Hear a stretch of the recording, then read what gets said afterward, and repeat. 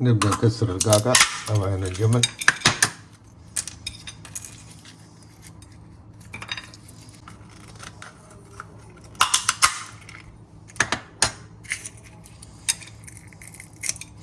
المقادير: 200 جرام لبنة، عين الجمل أو قعقع، زيت زيتون، دبس الرمان، بابريكا حلوة، زيتون أخضر مع أسود، نص حبة ليمون، فصين ثوم، فلفل بارد، ومخلل الطماطم وزعتر أخضر.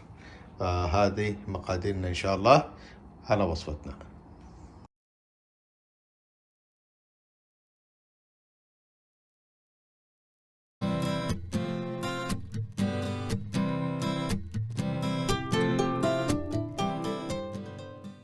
السلام عليكم ورحمة الله وبركاته. حياكم الله من جديد في وصفات من مطبخ محمد مرتع.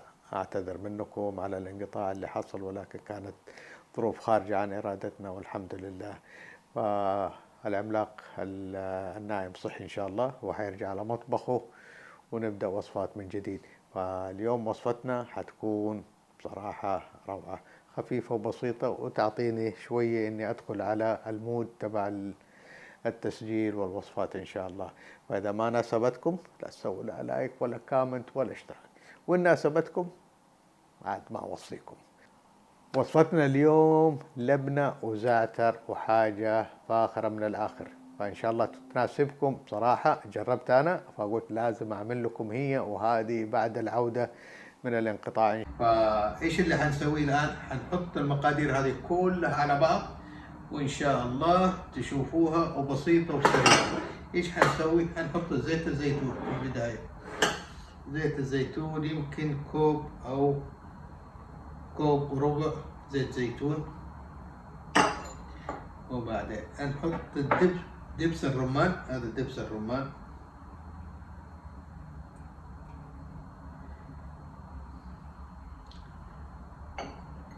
فحطينا زيت الزيتون ودبس الرمان، ونحط عليها الزعتر ونحركها. نقطع الطماطم وارجع لكم.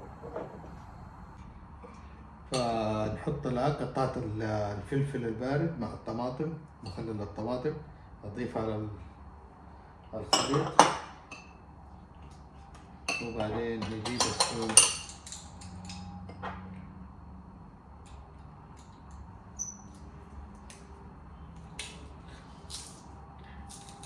اللي ما يحب الثوم عادي لا يحط ثوم، فالثوم بيعطي له نكهة.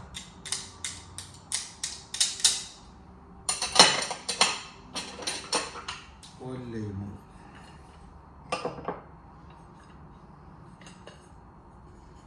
بصراحة يعني كمية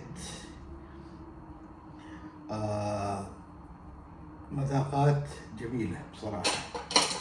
فالمالح والحلو، فلا تضيفوا عليها لا ملح ولا فلفل أسود، فهي خلاص هي قيدها. من الدبس الرمان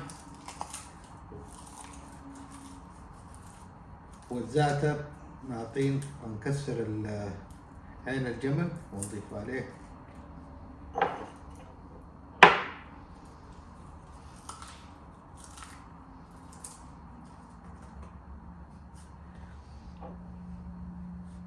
ونقلب الخليط كله مع بعض.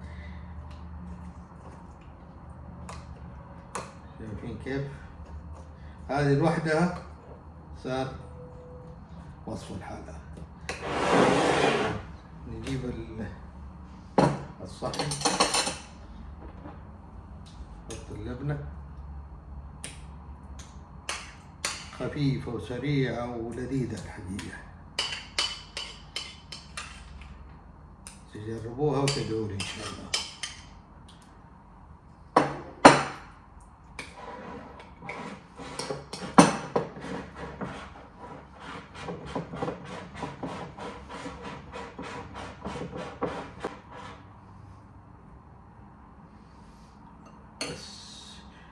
الفلفلة أو البابريكا الباردة ما أضفناها.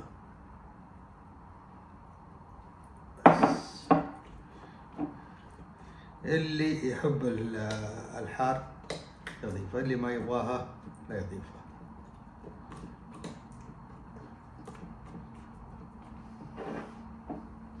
ممكن لو كان عندكم رمان تضيف الرمان عليه.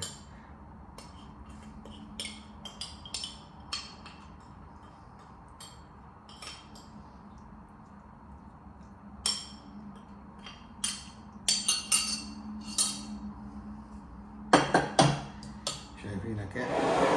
بصراحة نجرب المذاق، نجرب الطعم.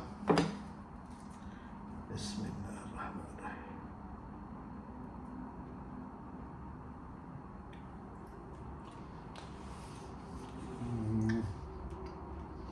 عجب،